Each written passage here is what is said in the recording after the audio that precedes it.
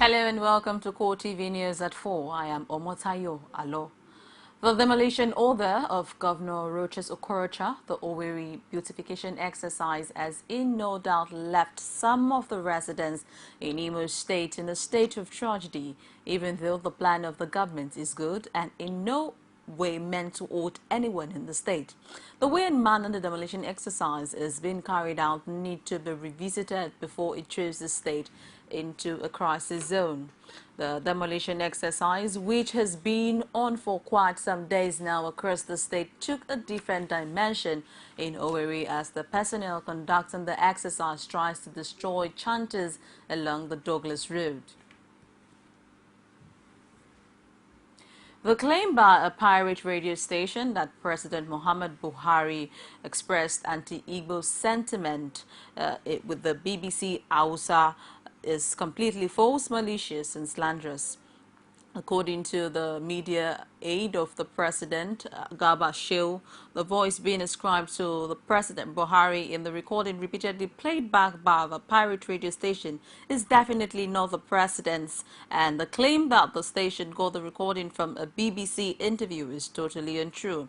He further said no one should be deceived by the pirate radio station's hate propaganda against the president. President Buhari has not had any interview with the BBC's Hausa service since his assumption of office, as alleged by the agents of disunity behind the pirate radio station's inflammatory and divisive broadcast.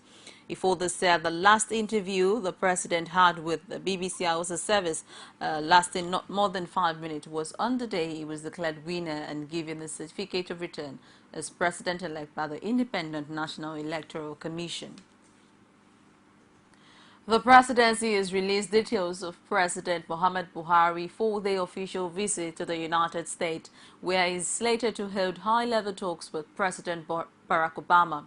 Topping the agenda of President Buhari's talks with President Obama and all the U.S. government officials are measures to strengthen and intensify bilateral and international cooperation against terrorism in Nigeria and West Africa.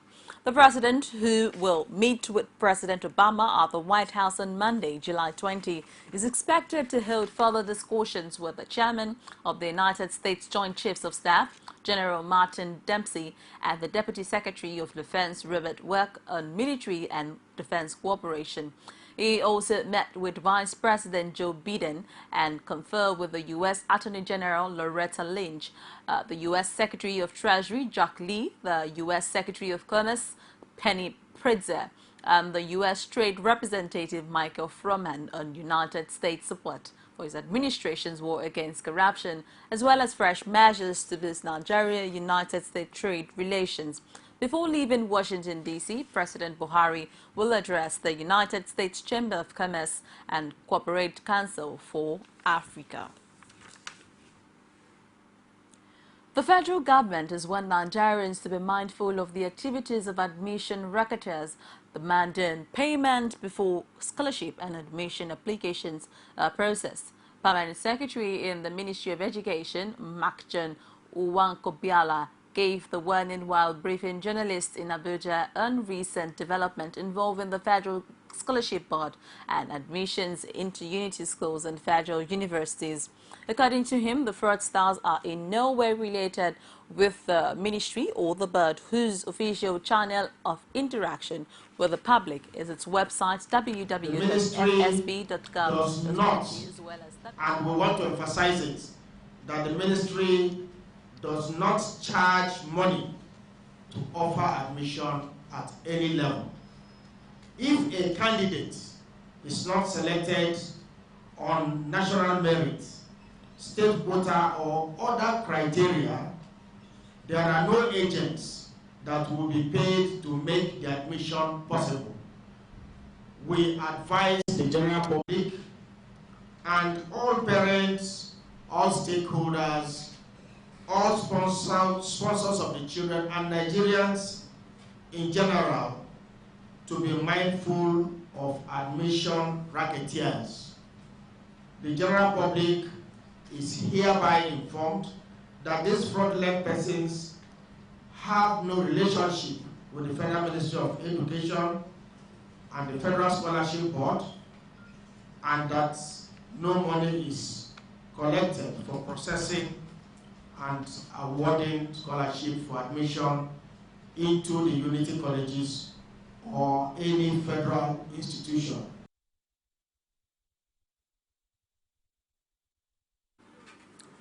The former Commonwealth Secretary General Emeka Anyoko is convinced about President Muhammad Buhari's determination to bring about positive change in the country. He also expressed confidence in the leadership skills, especially in his readiness to stem the tide of corruption in the country. Anyoko told State House correspondent after a meeting with the president at the presidential villa in Abuja that he has no doubt that he would succeed. The elder statesman revealed that the visit offered him an opportunity to speak with President Buhari on his impending trip to the United States. I found myself talking with a president who is very determined to effect a real change in the circumstances of our country, and very determined to bring to bear on his administration the generally perceived attributes of his character, for which I believe that many Nigerians voted for him. President Muhammadu Buhari, before he became president, was known as somebody who has very strong aversion to corruption, and I believe that he is determined to fight corruption, and that he will go a long way in doing so. Ebonyi State Governor Dave Umahi on Wednesday showed up at the presidential villa to discuss the poor condition of federal government roads in the state. He told State House correspondent after his closed-door meeting with President Muhammad Buhari that some of the roads led to the site of natural resources that investors have been showing interest in. He also used the opportunity to express support for the president's anti-corruption measures.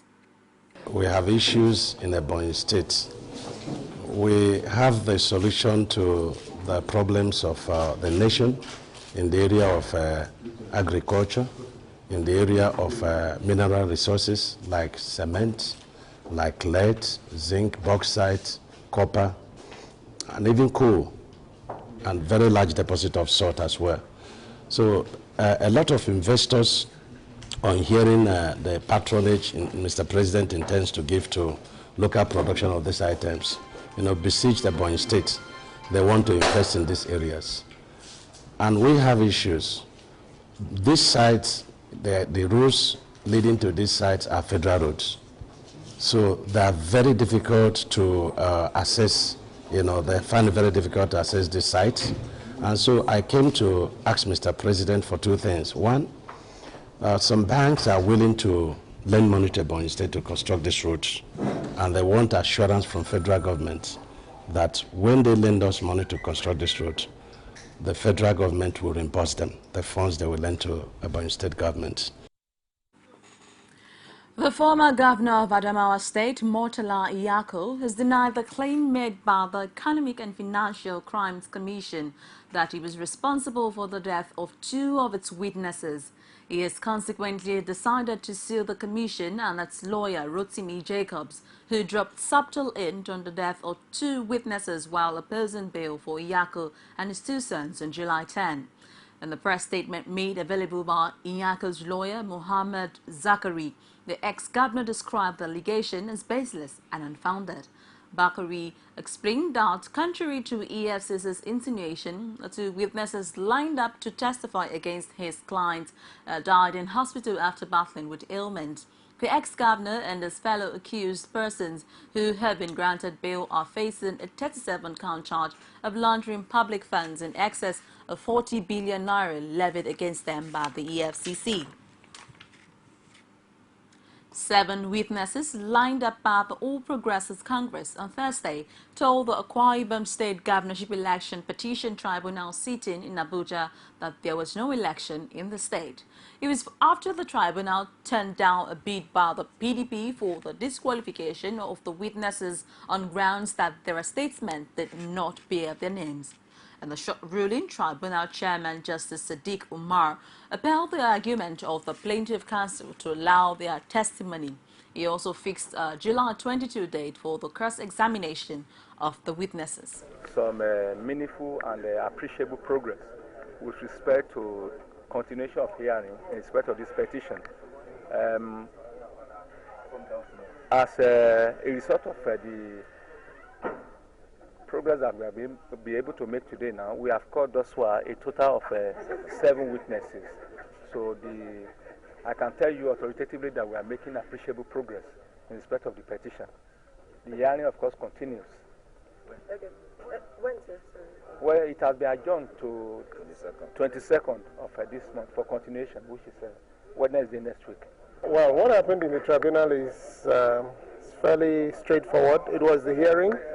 Witnesses were examined, cross-examined, and where necessary, re-examined. There was little re-examination, but essentially it was a hearing, what lawyers call trial, having to test the truthfulness, the veracity of the story by the petitioner through his witnesses.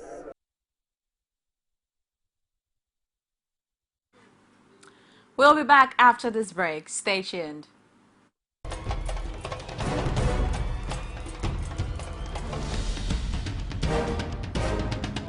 This is what the people are saying.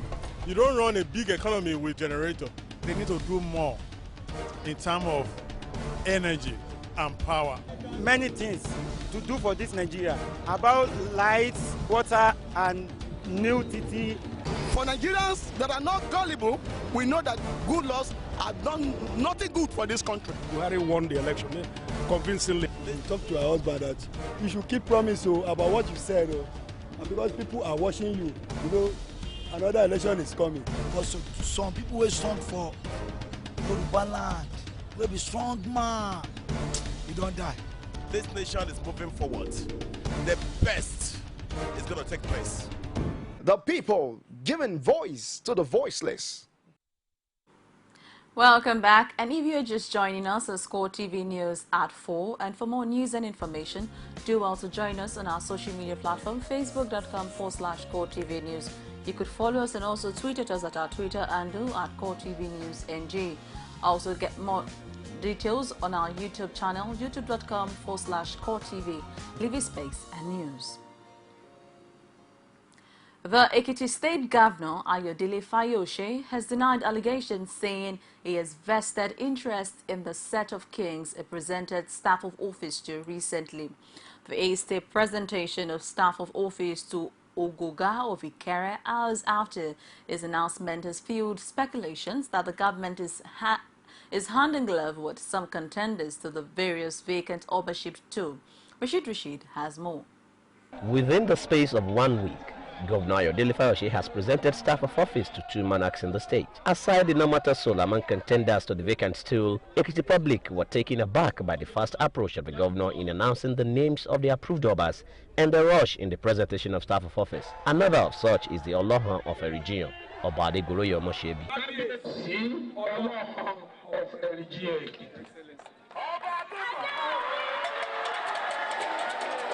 But the governor seized the opportunity to deny claims that he has vested interest in the obaship race. I took time to be transparent. I did not descend to the arena. I did not get involved at all. And I made it open enough for everybody to come out openly and tell us who you are supporting. Because I laid down regulations. We have their fobages. It is their duty, it's their business, it's not ours. Mine is that they should be transparent, it should be fair, justice must be served to everybody concerned. That's exactly what I've done. For the new Olohan of Erigion Ekiti, Obade Goroyo Moshebi, the peace and progress of the town will be a focal point of his reign. To ensure there is peace in the land, which that's the security, which one has to take as very, very important. And 2, there should be progress in the land. The presentation of staff of office may, however, not amount to total acceptance of this new monarch, as some aggrieved sections are said to be heading to the court for judicial redress. And how this will play out remains a big question waiting for answer. Rashid, CoreTV News, Erigion Ekiti.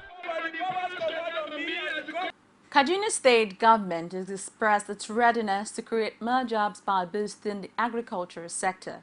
Governor Nasir El-Rufai said at a one-day summit that more attention will be on processing and storage of grains.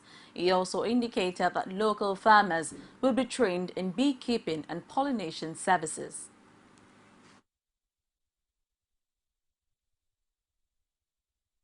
Also need to tackle problems of storage, processing, and the poor bargaining power of our farmers at harvest time.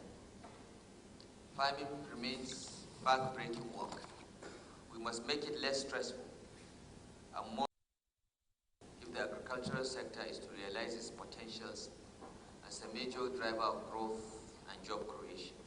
The next challenge is also to encourage and empower women farmers to acquire and adopt modern farming techniques and tools to increase the quality of their products and output.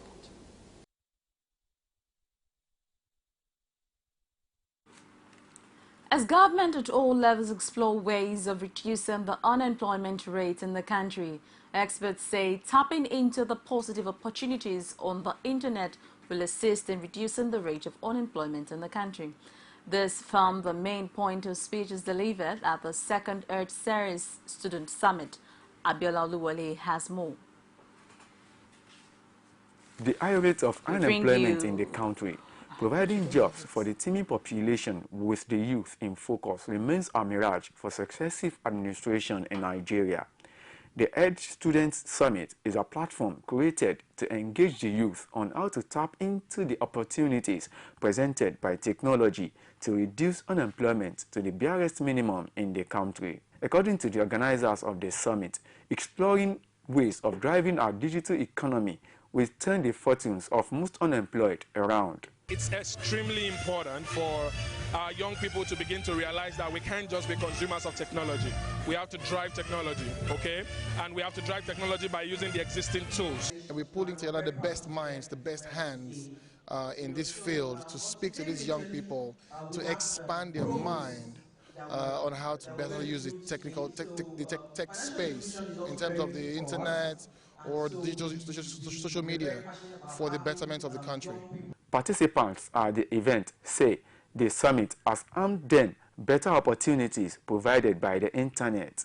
What this summit has really opened my eyes to is the possibility of using the IT industry, mobile, it could be mobile, laptop, anything at all that has to do with IT in creating opportunities, okay, and even promoting an already existing business. Let me say I'm one of those who just go on the net, check my Facebook, go to my emails, and then perhaps do a few chats on WhatsApp.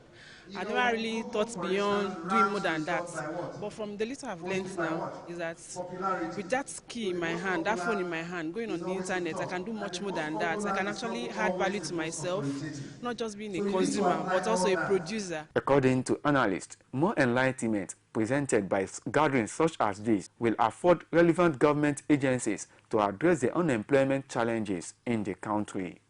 Abiola Oluwole, CoreTV News, Lagos. As part of efforts aimed at saving costs, the Kwara State government has concluded arrangements to streamline and reduce the number of ministries and agencies in the state. This was disclosed by the State Governor Abdul Fattah Ahmed in an interactive session with civil societies group in the state capital. Rashid has more in this report from Ilorin. In doing so, the governor, while speaking at the session, says the moment is now for the state to grab the opportunity presented by the current financial crisis to streamline its activities and ensure that the residents of the state gets value for money. Going further, he says the surplus from a reordering of activities by the government will be plowed into developing the state and its human capital optimally. We must seize the current economic situation as an opportunity to diversify our economy and eliminate wastage. In doing so, we will better fund our development by reforming the revenue generation and collection process. This will reduce our reliance on federally allocated revenue. In line with this reality, we will also streamline activities of our ministries and appointments to reduce the cost of governance. This decision by the government seems to have the support of the people as they lauded the step, believing it will save cost and reduce wastages. They, however, pleaded for the surplus to be used for developmental projects in the state. What is your view about this? Well, it's a welcome development. If the savings from the reduction of the ministries and political appointees will be channeled towards strengthening the normal workforce, that is a civil servant, human and capital development in the state. I think ministries could be merged, but departments and agencies where the civil servants are working is sacrosanct, because any attempt to touch that area will resist it from the civil society point of view. I think it's a welcome development and it's a brilliant call, which I believe it will give us nothing but good governance. Because when you look at what is happening, the journey so far, we discover that the cost of governance is very high because of the numbers of parastatals, SAs, the numbers of commissioners. But having studied that one of the ways through which we can reduce the financial anemia that is worry starting from the federation down to the state is to ensure that we constitute a lean cabinet, which I believe is a nice call. The fears expressed by the people, according to the governor, will be addressed as the savings will be put into use judiciously.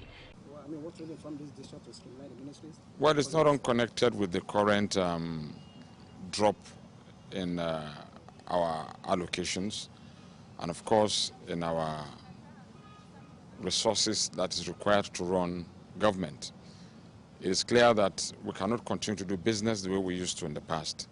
We need to look at areas to save monies and be able to do other things that are very critical to the people of Kwara State. While the people may back the initiative, the big task before the government is how to juggle the ministries without alienating any local government council out of the 16 in the state. Rashid, CoreTV News, Ilorin. In a bid to support the call for grassroots sport in Imo State, the Deputy Governor Eze Madumere has decided to give absolute attention to the sector through the recent Eze Madumere Championship held at the Dan IM Stadium. The event, which features diverse athletes who participated in 800-meter race, 400-meter race, high jump and long jump, was initiated by Lebechi Gerald.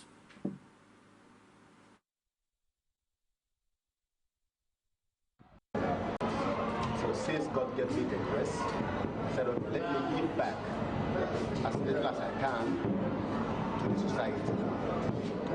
That was why the concept is to teach them, doesn't matter where they are, get them, nurture them, and ask them, expose them, because athletic sports actually is shortcuts, it's a shortcut to success. The significance of the event and urged participants to make good use of the opportunity, thereby urging winners of various segments of the event to make use of the opportunity positively.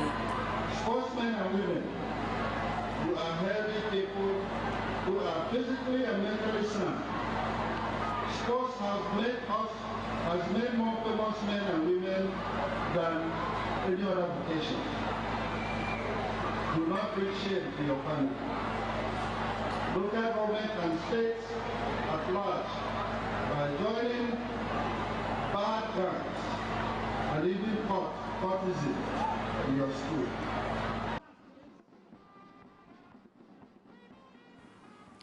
Over 100 students from Iogbe College in Benin City stormed the street in a protest to condemn what they tagged worsening situation in their school. The angry students called on Governor Adams Oshiomhole to intervene before the situation degenerates. Our Edo State correspondent has more on the story. His report is presented from our studios. The students who stormed the Edo State government house to register their ranga called on Governor Adams Oshiomhole to stop the principal and other officials of the school from collecting unauthorized levy from them. We cannot be paying security every term. 200 naira, full car 200 naira. Teacher, especially we have only one math teacher from SS1 to SS3. Junior school don't have math teacher. Why now? Next week is the exam. Exam is next week. We don't shut up. Exam is next week. Then we'll be setting what we don't know. Nothing to read. A teacher will come in our class. We just write board mass in the class. We show everybody should be dancing inside the class. And number one, we have one boy called Kudili in our class. We collect everybody for everybody. Anything you have in your pocket, if you have phone, you collect the phone. Anything we call the girls, a bagida, a glass man. Their men said they'll collect our money. Who's that guy with people inside the school? We have no money. If you want to play inside school, they'll see our brother, so should be money. Everything, but Kudili, that they'll share the money. They can't go and come in school. Show you going, you collect your phone. I collect your phone, see your principal will share the money. We have nothing in school again. At Ihogbe College, the gate was under lock and key by the protesting deaf and dumb students who decried their situation as they locked out students, teachers, and the two principals. Allegation that some people used gun to harass and extort money from the students was denied by Umoru Babangida, who is the chief security officer of the college. Oh, by what I just had now, if allegation of maybe one of my officers is with gun, in our constitution, as the command is concerned, anything dangerous weapon, we don't go with it. Gun, I'm just hearing it now about gun. We don't have gun. We don't use gun. But we have cane. We have cane. And stick we hold, like when they are far, we say, live there, they pick stick. When they see us hold stick, they now leave. But we discovered that some are putting on our uniform, and whether they are not students. These are the ones we chase out with stick. And as they see us coming, they go through the fence straight, and we follow them. We make sure we trace them. If you go... The school to comment on camera proved abortive, but said the protest by the students was uncalled for, noting that allegations raised by them were baseless. At the State Ministry of Education, neither the commissioner nor the permanent secretaries were around to verify the students' claim.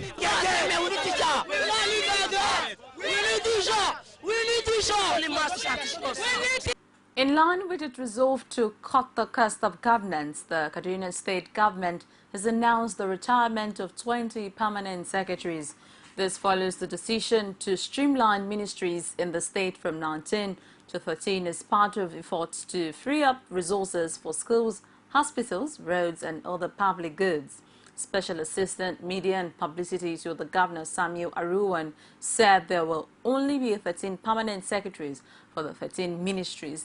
He added that 5 departments will be added by permanent secretaries.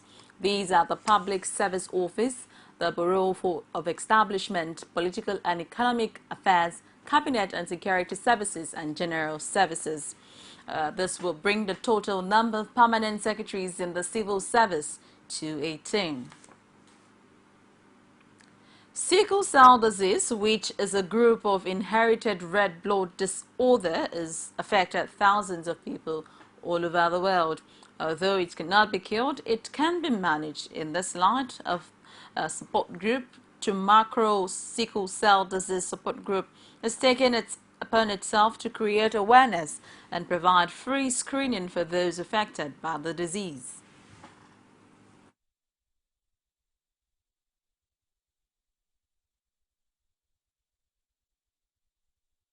Sickle cell is one of the genetic disorder people all over the world, including World Health Organization, CDC, have been campaigning against, even before I was born. And for the fact that the disease has no permanent cure, the only way is to prevent it. It's going to be free. And that screening is going to be in phases, 3 or 4 times in a year. We will create a database. Understand? We have a form here, we create a database. It may take us 5, 10, 20 years. All right. From that database, we will know the percentage of maybe you are sickler or you are a trait or you are normal. That database will be used as a policy for the government to formulate effect on people that have been affected.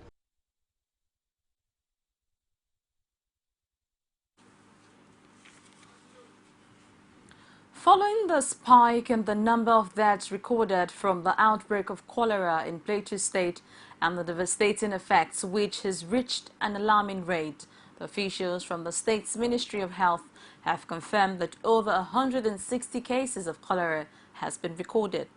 The severity of the situation has led to the setting up of a committee by the Plateau State House of Assembly to find out the remote causes of the epidemic and make recommendations on how to address it. The details. So far, 163 cases of cholera have been reported across Plateau State in the month of June, with 10 deaths reported in Jos alone. The spread of the communicable disease is a source of serious worry to stakeholders in the state. Against this backdrop, the Plateau State House of Assembly has set up a committee to seek out the cause of the rapid spread of the disease and to suggest ways of achieving a lasting solution to the epidemic. Based on those findings in meetings, the committee made the following observations. One, that most houses have no toilets, so defecate in the bushes were thereby exposing their feces to flies that could contaminate our food. Two, that their sources of water supply were from the stream. Because of the drought being experienced, water was stagnated, which served as a source of reservoir of infection. That their environmental sanitation was poor, with no dumping site for refuse. That there was poor personal hygiene as people were. The committee has called on spirited individuals to assist in providing financial and material assistance for those still in the hospital so as to reduce the continuous death being recorded. Federal, state, local government council, and other spirited individuals should assist the victims presently in the hospital with drugs and also settle their bills. That sanitary inspectors should be empowered to enforce sanitation laws by finding defaulters and dumping sites be provided by the council. That legal system be put on ground that will make hospitals to report any outbreak immediately. That all houses be made to have toilets and to always engage in cleaning their environment. The committee further suggested that a strict law be put in place to punish those who engage in poor sanitary habits that pose danger to the lives of others. We take another break now and we'll be back shortly with more stories. Stay tuned. You can now watch CoreTV News live from anywhere in the world on our website www.coretvnews.com. Click on Live TV on our website and watch us live. And welcome to CoreTV Primetime Days. To follow us on Twitter, click on Twitter icon on our website. On Facebook, click on the Facebook and YouTube to see all our previous news production. You can also watch us live on YouTube. Click CoreTV, leave a space, then News. CoreTV News, a 24-hour news station. Very welcome. From outside Nigeria, a German court has convicted a 94-year-old former guard at the Nazi vet camp as Auschwitz of being an accessory to the murder of at least 300,000 Jews. Oscar Groening, known as the bookkeeper of Auschwitz, was sentenced to 4 years in prison. He was responsible for counting the belongings confiscated from prisoners and had admitted moral guilt, as lawyers said it did not facilitate genocide. But prosecutors argue that he had helped the camp run smoothly. Many observers have questioned whether Groening will ultimately be sent to jail given his advanced age. He is expected to be one of the last Nazis to face a courtroom. Delivering the verdict, Judge Franz Kampisch said Groening has willingly taken a safe desk job in the system that was inhuman and all but unbearable for the human psyche. One of the survivors, Eva Cole, said she forgave Groening and tweeted a picture of herself shaking his hands. And on to sport, the Super Falcons camp was thrown into mourning on Thursday following the news of the death of its media officer, Gracious Akujobi, at the age of 38. The native of Owerri, Imo State, who reportedly took ill on Wednesday night, was pronounced dead on arrival at General Hospital, Matama, Abuja on Thursday morning.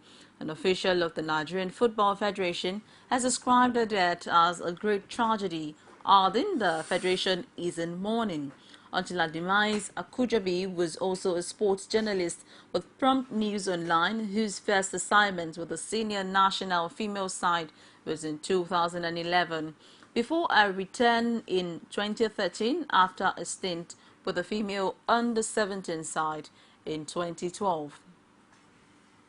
It's a wrap on CoreTV News at this hour. Thank you so very much for watching. I remain Omotayo Alo.